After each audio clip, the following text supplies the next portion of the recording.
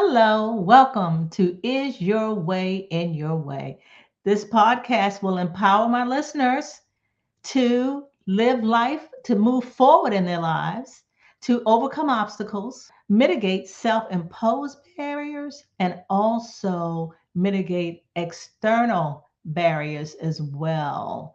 In every episode, we will explore topics for personal development and self improvement.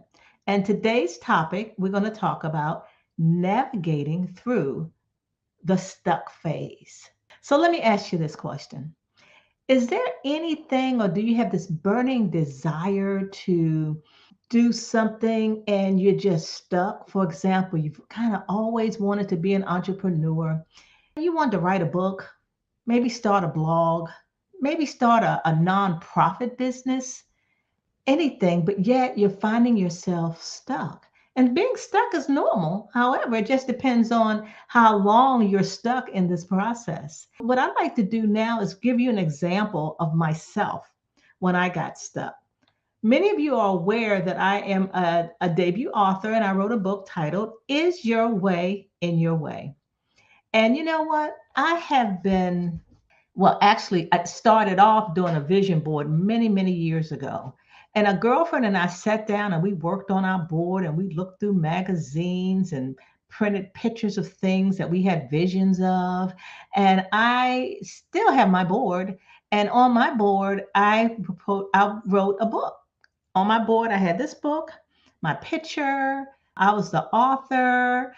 I was even on the front page of some magazine that was featuring my book, right? Now that hadn't happened yet, but hey, it took me over 15 years to write the book. Why? I was so stuck.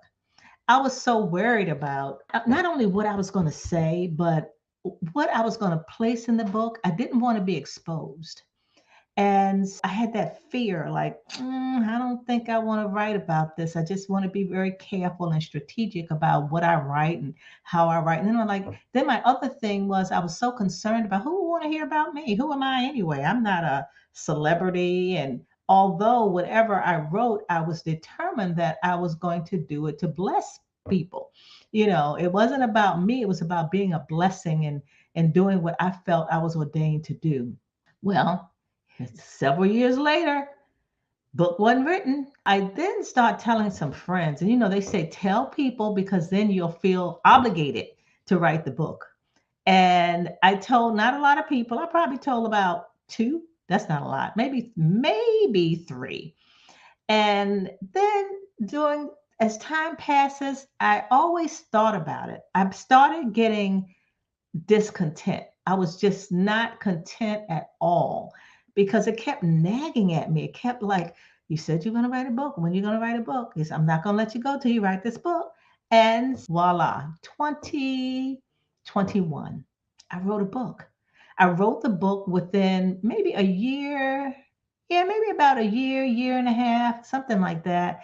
And it took a while, but I did write it and I felt, wow, what an accomplishment. I really felt good. And I want to talk to you later on about how did I overcome that?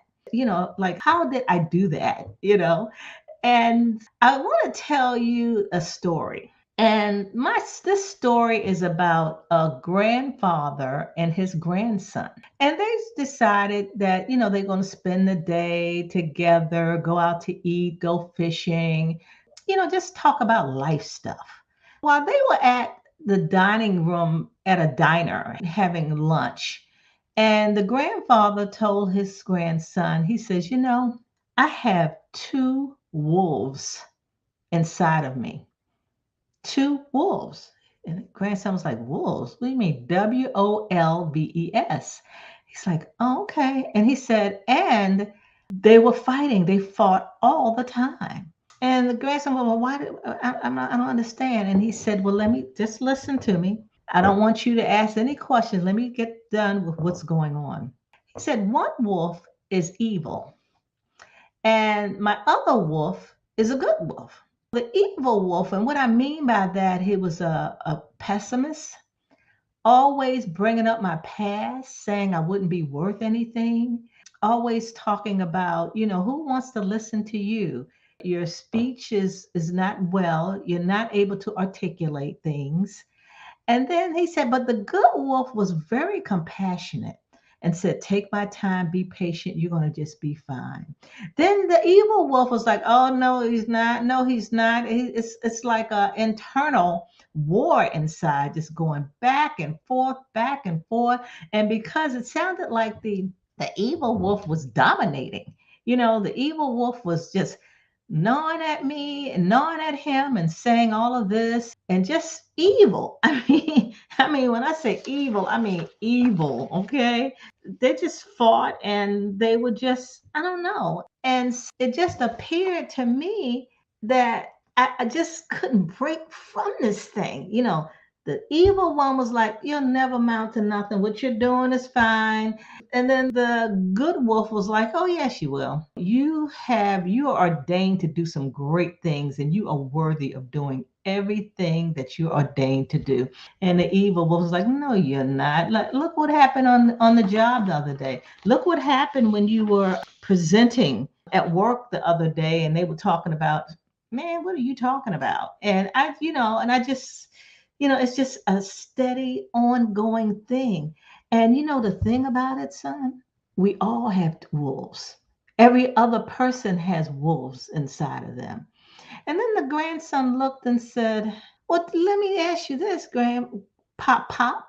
He said, well, which wolf won? I mean, who won? And the grandfather said, the one you feed the most. Do you get that? So, in other words, the one you focus on is the one that'll win. And the grandson thanked his grandfather because he said, I got it.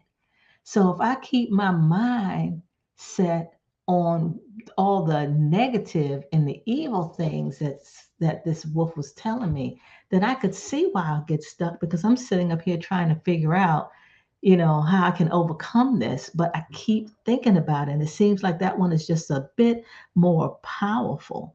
And that's kind of when even I watch my behavior change, based on all that's going on in my head. It's kind of like the good witch, the bad witch. But grandpa, you called it wolves. But whatever it is something in there just fighting against each other. I'm going to try my best. And I'm going to always remember that story. And I'm determined that I am not going to feed that evil wolf. Now, let's talk about how we can overcome being stuck. Now, I told you my story, and these are some of the things that I did to overcome this dilemma, and that's what I call it. I had to, and this is a work in process, I had to reframe my thinking, like pivot. Whenever, for example, I'm going to use this example. There were times when I used to present a lot. And during my presentation or after my presentation, when I was done, I would say to myself, and I guess this was the evil wolf, right? And I would say, as I roamed the audience and looked at the body language, it appeared to me that I didn't get my point across. So I ruminated that thought over and over and over. One day I did a presentation and I shifted my thinking. I reframed my thinking. And I said, you know what?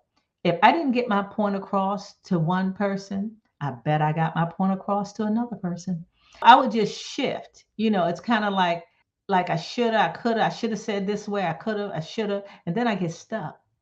And and keep going back and asking myself all these questions wasn't really doing me any good. Another thing, when we talked about, and I'm going to use the book scenario that I provided you, and I want you to use a scenario based on what that burning thing is that you always wanted to do. Like I said, be an entrepreneur, maybe you need to reconcile a relationship. Maybe you need to let go of a relationship, or maybe you need to let go of anger.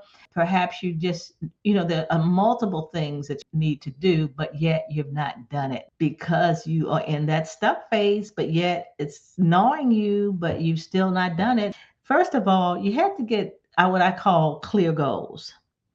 Identify and be specific about what it is that you wanted to do.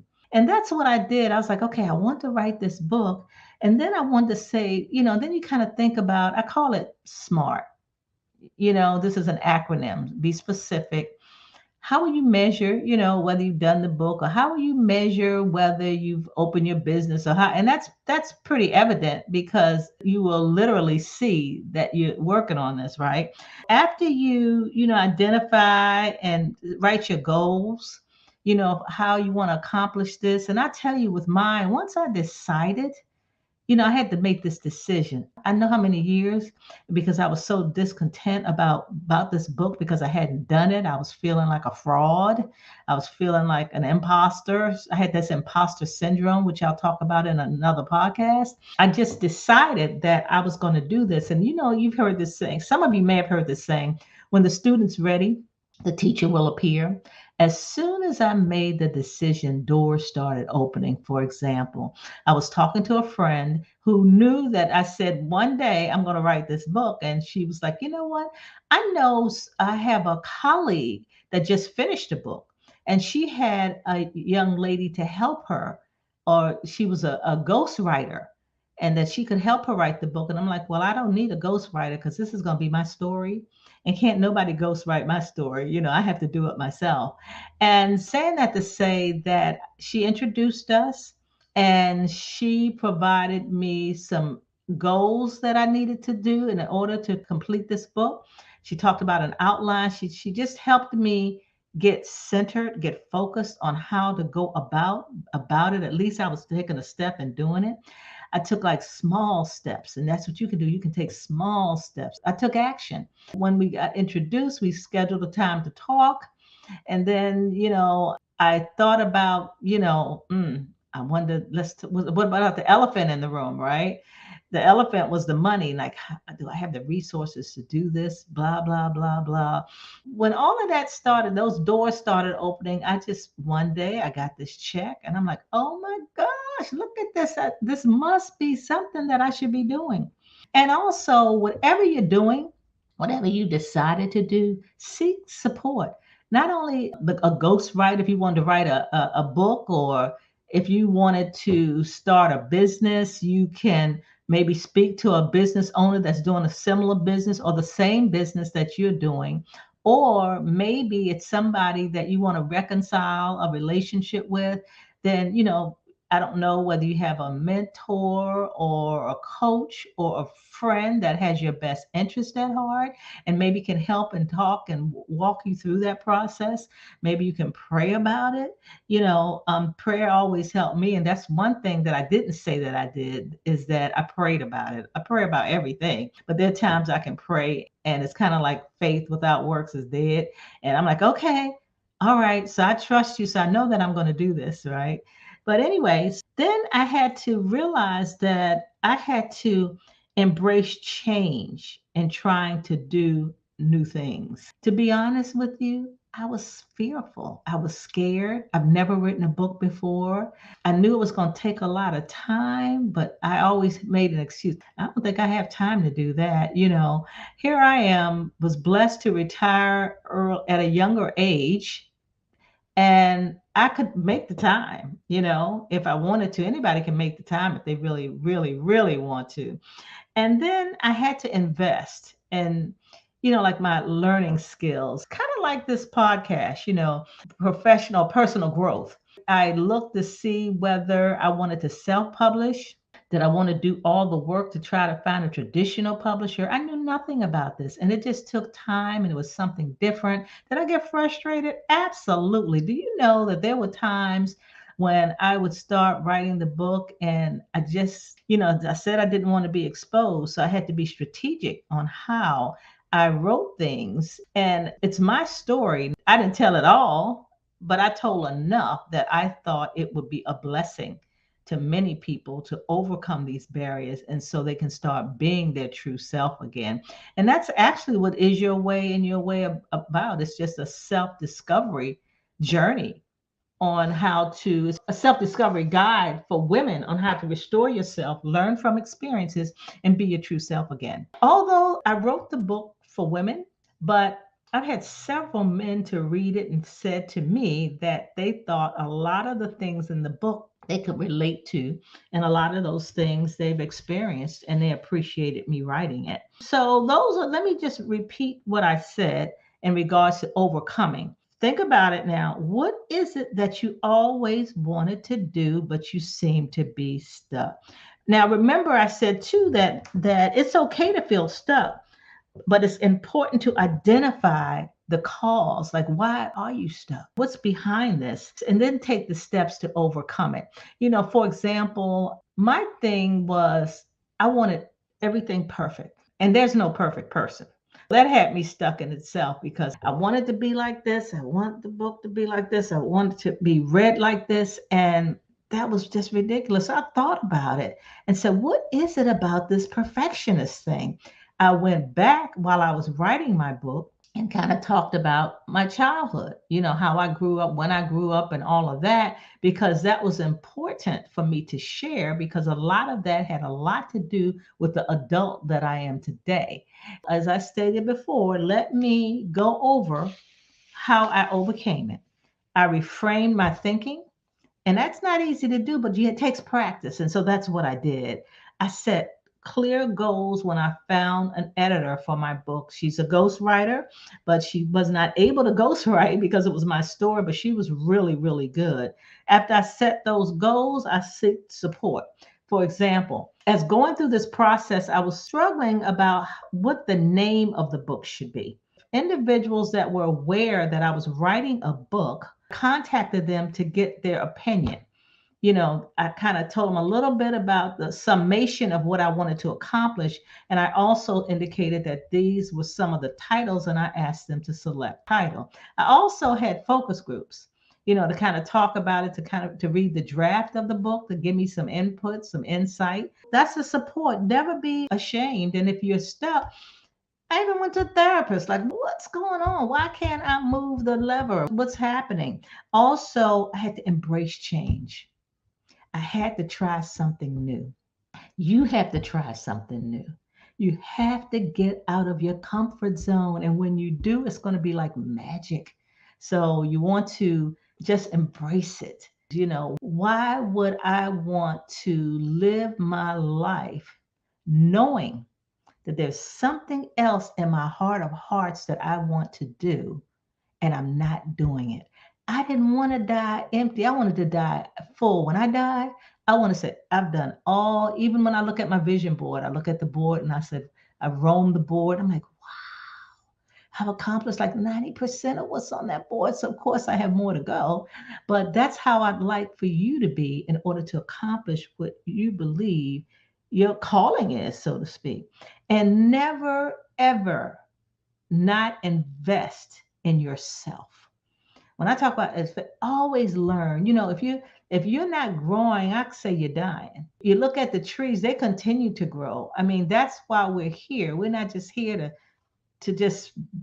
There's a reason why we're here. We're here for a purpose, right? So those are the things, several things that I think that I know for sure that will help you overcome it. With persistence and determination, you can break out of this stuck phase and move toward what I would call a purposeful, more fulfilling life. Now, let me share this with you. I have some resources, other resources that may help you with this as well. I have a website, and my website is just go under www.cassandracrawley.com. I have written some blogs that will also help you not only get out of your way, but maybe I think it'll kind of support you in moving forward and get out of the stuck phase. For example, I have a blog titled, which is on my website, Association Brings About Assimilation. You want to be careful who you're connecting with, who's in your circle of influence, because some of them could be dream killers. I talk about that, how important that is. See who you're associating with to determine who's the heavier dominant influencer, because you want people to have your best interest at heart.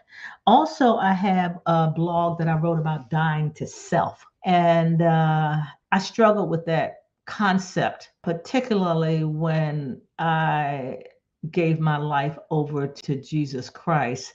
I am a woman of faith and I have a relationship with God, and that's what I mean.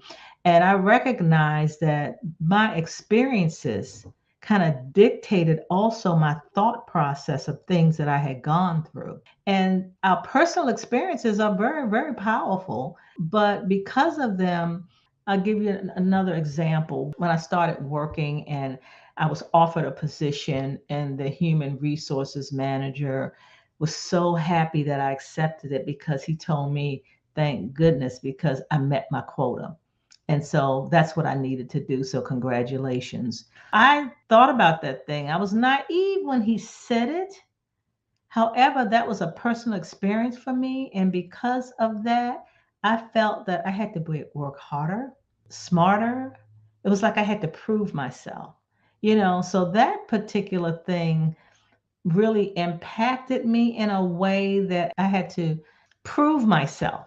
So that's why, I talk about, those personal experiences, even though I was still naive, but I knew he said it in a way that he thought, because this is what he had to do. I felt in a little bit like he thought that I really wasn't capable of doing the job, but maybe I am. But more importantly, he met his quota. So when I heard that and experienced that, that's when I got into I'm approved this. I was in approve mode, so to speak. Anyway, that's so dying to self. It meant, once I had clarity on what he meant as I was working for that organization for a while, I wanted to confront him. And I'm not sure what good that had done because I wasn't really established, so to speak, and have those relationships. So I was just careful what I said and what I didn't say, because I figured too that might have been a stereotypical thing that they would have expected me to do. That's it for today. I'd like for you to tune in to my podcast that will be airing again next Wednesday, same time, 1 o'clock. Thank you for tuning in. I'm so appreciative. And just think about this. What is burning that you wanted to do, you need to do? It's no doubt in your mind this is something that you should be doing. Think about it and take action on it. And remember those steps to overcome. Let's change our thinking. Okay? Let's check with our support system. Let's do these things so that we can get out of our way and get the support that's needed. And I guarantee you will feel differently, and you will start living what I would call a purposeful, fulfilling life. If I can do it, you can do it. Thank you, and bye for now.